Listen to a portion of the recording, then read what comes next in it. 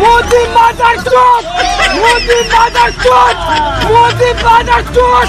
কাশ্মীরের পেহেলগামে সন্ত্রাসী হামলার জবাবে পাকিস্তানে অপারেশন সিন্দুর অভিযান চালিয়েছে ভারত। ক্ষেপণাস্ত্র ছুড়ে পাকিস্তানের অন্তত 9টি স্থানে হামলা চালানো হয়। পাল্টা হামলা চালায় পাকিস্তানও। এসব হামলায় নিহত সেনা সদস্যদের সংখ্যা জানিয়েছে ভারতীয় সেনাবাহিনী।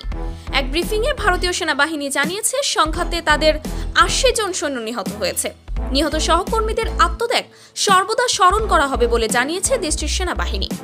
এছাড়া ভারতীয় সেনাবাহিনীর দাবি 7 মে থেকে 10 মে পর্যন্ত নিয়ন্ত্রণ রেখায় কামান ও ছোট অস্ত্রের গুলিতে পাকিস্তান সেনাবাহিনীর প্রায় 35 থেকে 40 জন সদস্য নিহত হয়েছে।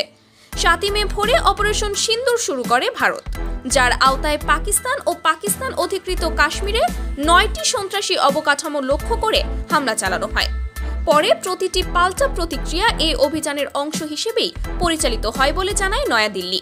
ভারতীয় সেনাবাহিনী জানায়, আমাদের লক্ষ্য ছিল সন্ত্রাসী ঘাঁটি।